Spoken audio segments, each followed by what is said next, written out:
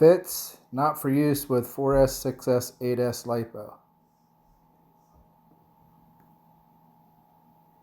Not suitable for use with stock power systems, VXL 8S, ESC, and 1200 XL motor.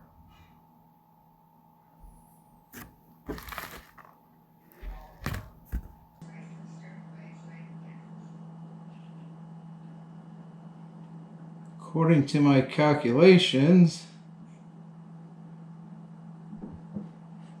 the final gear ratio difference is 18.653 divided by 20.725. That's only 10% difference.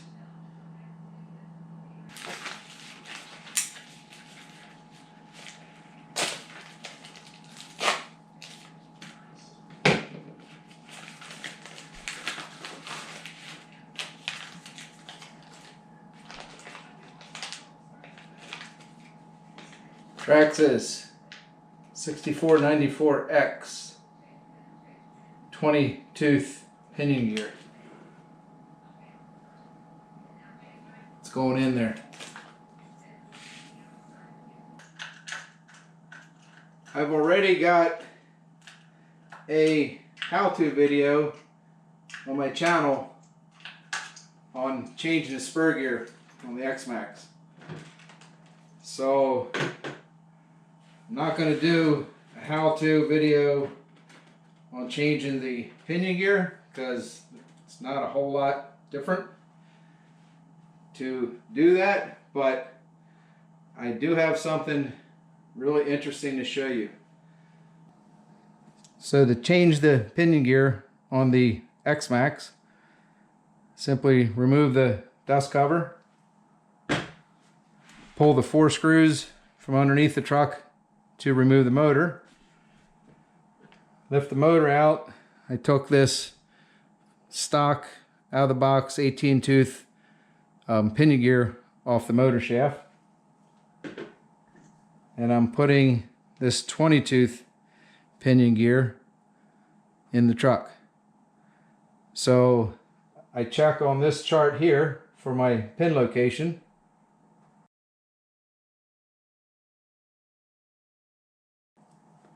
And I need to move my pins to the F position.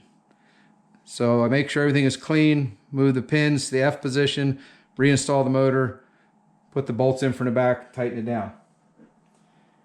Here's the interesting thing I want to share with you as far as checking the backlash when you're setting things, the motor with the pins.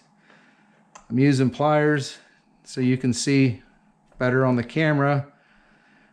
So I'm sliding this pinion gear on the motor shaft. If it don't line up, I'll just wiggle the spur gear a little bit. And you can see right there how that freely slides on the shaft. Doesn't bind on the pinion gear against the spur gear. I know the backlash is set right.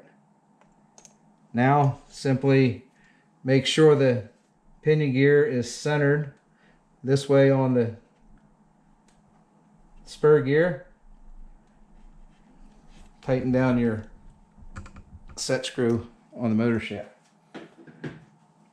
Last thing, reinstall your dust cover. So that's a really handy system as far as I'm concerned. You could probably change your gearing right in the pit if you were changing your gears for different setups. If you were running on a track. So I really like this setup here. It's handy and it works well.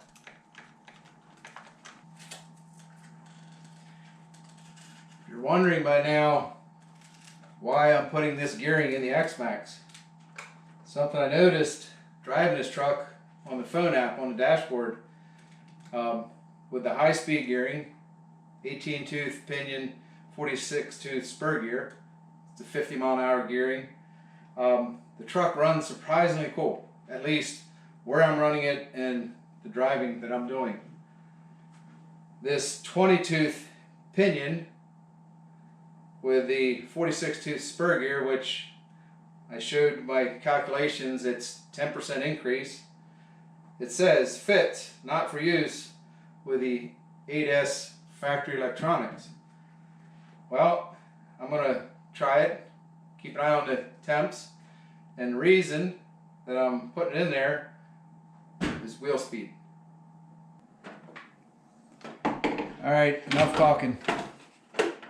Time to get this guy outside.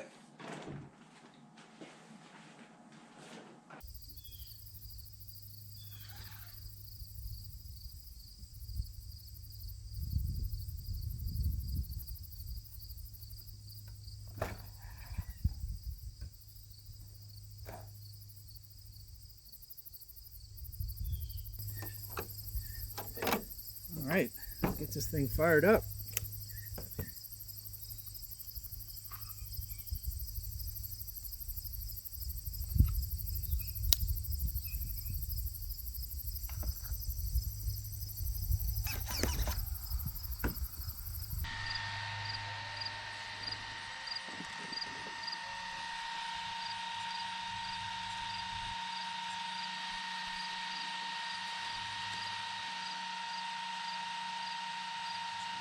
My last run right there.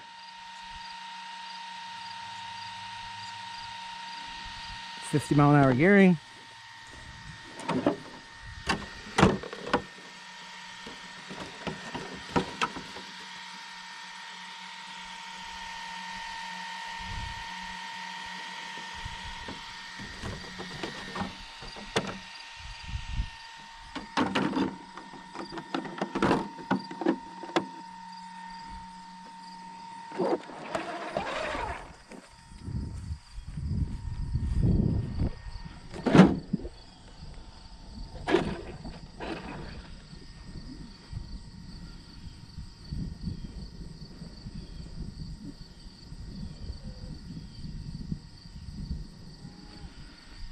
Alright, GPS is on.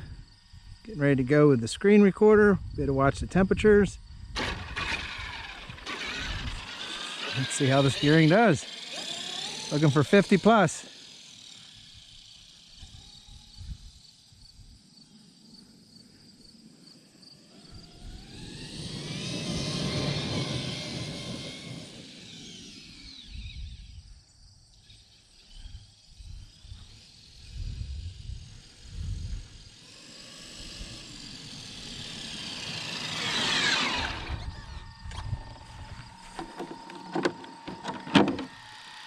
Oh, right out of the gate, 49 and a half. And we've seen what it'll do. I back it up with some more runs. See if it's true.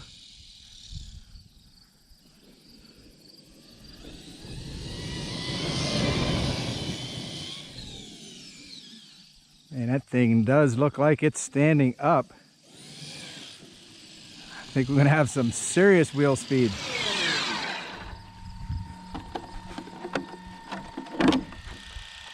$49 and a half.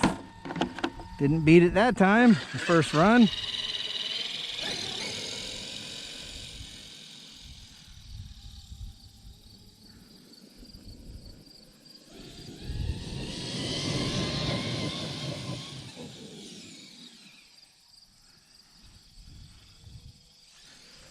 Looking for 50 plus.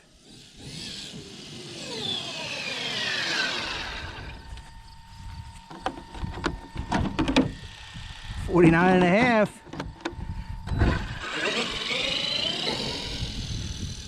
Should have it in it. It's still good. 49 and a half right out of the gate.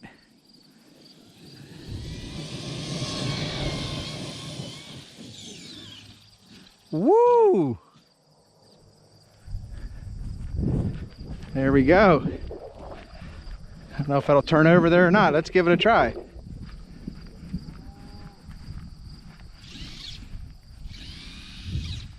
Yes, it will.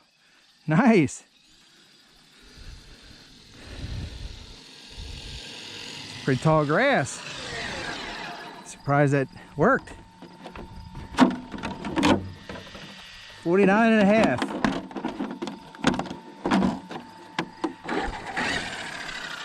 Did not top that first run. Let's go again. Looking at temperature. 113, 114. What is this? The fourth full power, full length of my flying field run.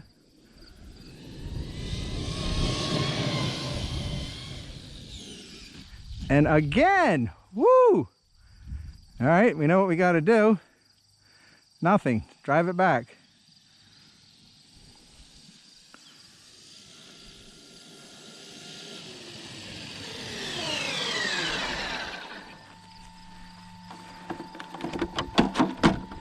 Looking to break 50. Oh, there it is. 51 and a half. So 50 plus mile an hour Xmaxx. Got 121 on the motor temp. That's manageable. Have me some wheel speed for my big air ramp.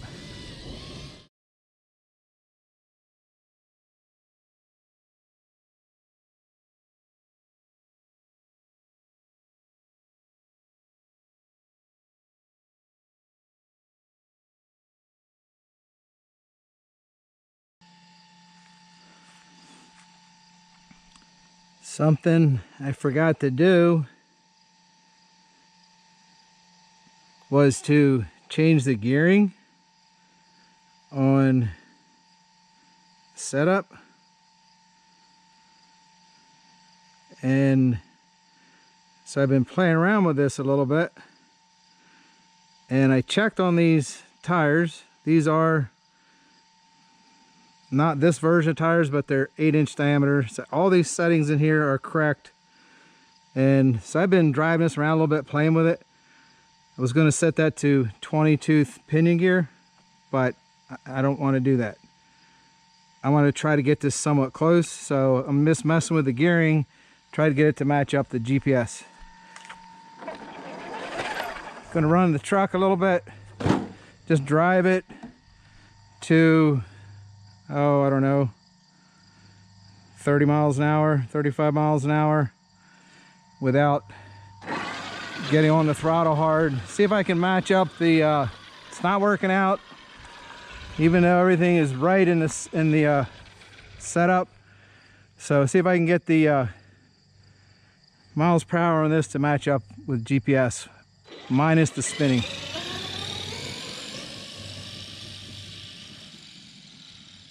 That's a nice easy run up through there. No spinning.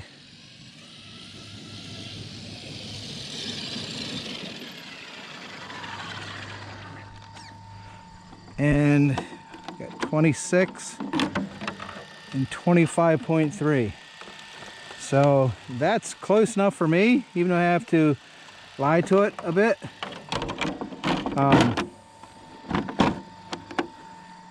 As long as I got those, so even if I want them close, even if it's spinning, I actually know how fast my wheels are spinning. Not important. I'll never check the speed of a model with this app going off of the gearing. Spin your tires and it just blows your speed out of the water. So we've been looking for wheel speed. I also walked down here, check this alignment. Look at this. Put these two cones by eyeballing from over there, either side of my ramp. And yes, I didn't walk out there and look back. That's how I usually do it. So center of my ramp, that's coming right down the middle. So no wonder I kept coming off towards me, going right down the middle of this grass strip, which would actually line up with that cone on the right side, my right. So definitely a bad line. All right, this is why I want wheel speed.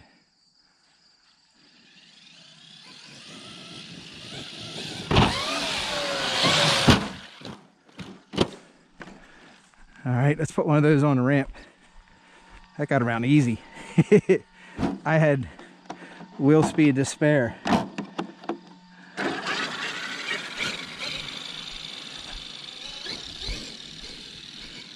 And I'm still landing off to the truck's right. And the other part of this, I got a bit of a slope here. You look up through there, that's higher. So I'm jumping side hill. So let's hug tight to this cone here. Nice.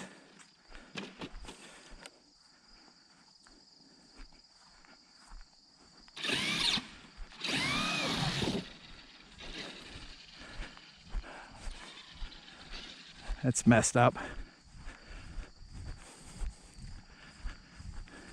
Didn't think I'd be hitting cones. Okay, so when I look down through there, I'm gonna put this on the outside of the landing ramp. So center up on this, this will give me more room to drive through, and then I'm gonna favor the truck's right side.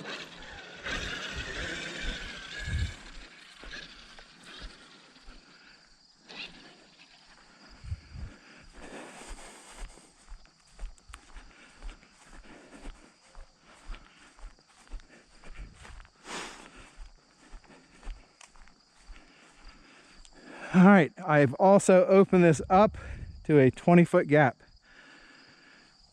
Give the a little more room for rotation.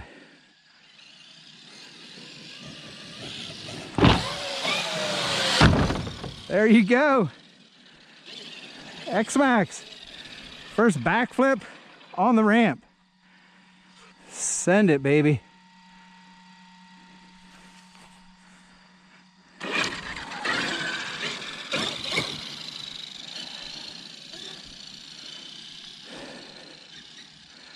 So here's a little bonus footage.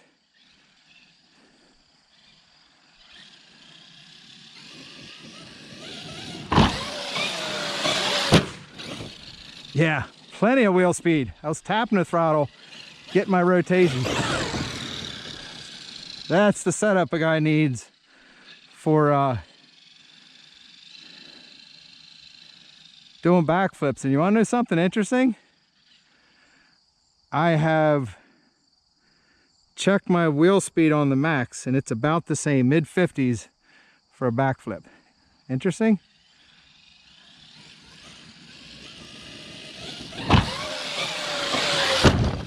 Yeah. Still got plenty long of a jump. Almost running out of ramp. I suppose I could come up slow, try to come up a little bit slower, and then get the rotation. See if I can't put one in the center of the ramp. 20-foot gap.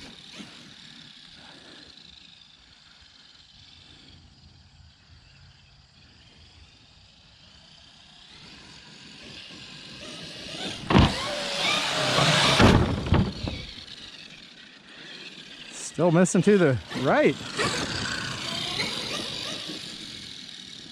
Okay, we'll favor that side some more.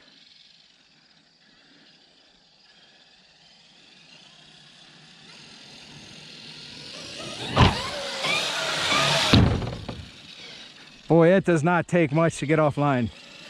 Those cones show the story.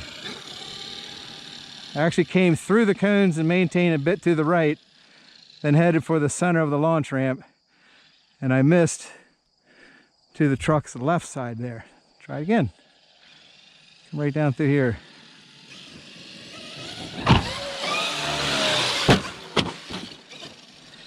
Wow, a little too fast. Okay. I'm more worried about casing a jump. That's how I busted the tub of the Max. You can take it a flat land and go along, but see if we can't put one on the put a Xmaxx backflip on the big air catch ramp.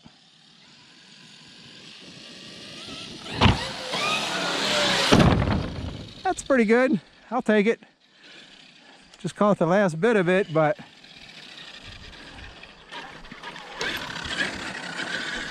pretty successful experiment with the Xmaxx. 20-foot gap, backflip on the big air catch ramp. My temperature's 124 degrees. It's workout. And if I want to get into some different kind of driving, take it to a gravel pit or something where I'm running it harder, change the gears.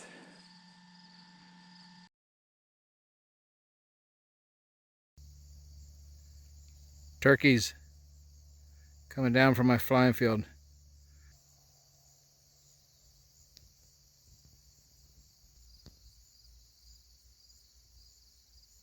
I think that was a successful evening. Accomplished what I set out to do tonight.